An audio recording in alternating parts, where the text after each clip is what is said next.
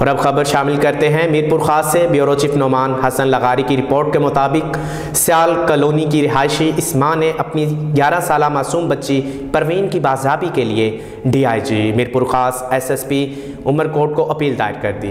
गुलाम निशा गांव से ताल्लुक़ रखने वाली 3 बच्चों की मां समानी शोहर रसूल बख्श रोंजू ने 11 साला बेटी की बाज़ाबी के लिए सहाफ़ियों के सामने एहतजाज करते हुए बताया कि हम गरीब हैं, बेबस हैं।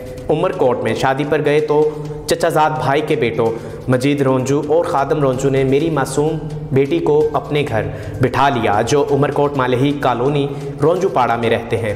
इन्होंने मेरी कम उम्र बेटी को बिठाकर मुझे घर से धक्के मारकर निकाल दिया। मां समानी रोंजू अपनी कमसन बेटी के लिए घर बैठी रोती रहती है और गरीब होने के नाते वो घरों में काम करके अपने बच्चों का पेट पालती है। इनका कहना था कि बाअसर खादम रोंजू उमरकोट पुलिस में है, वो डर के मारे खामोश घर में बैठे बेटी को याद करके रोते रहते हैं, जिनको इनकी बच्ची से मिलने तक नहीं दिया जाता। गरीब ख़ानदान से ताल्लुक़ रखने वाले बुज़ुर्ग माँ बाप मीरपुर खास सियाल कॉलोनी में किराए के मकान में रिहाइश पजीर हैं।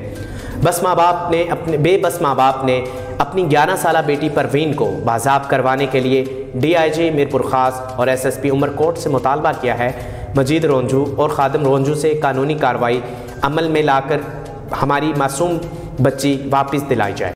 जी अम्मा उमरकोट SSP गए मुझे यो मौसम में जती मुझे न्याणे व्यार वेठा जबरदस्त कया वो केर माण्हुन वो आए न रुंझा सिपाही है उमरकोट जो खादम रुंझो वो मजीद रुंझो छा नालो ताई न्याणी जो परवीन उम्र घणी अथस 11 साल। हाँ चाचा असां ग़रीब आहियूं मिसकिन छोरा छा आहियूं।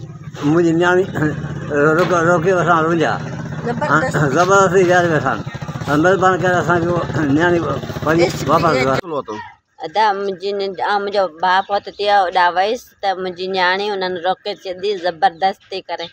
हाणे मूंखे उहो ॾियनि कोन था।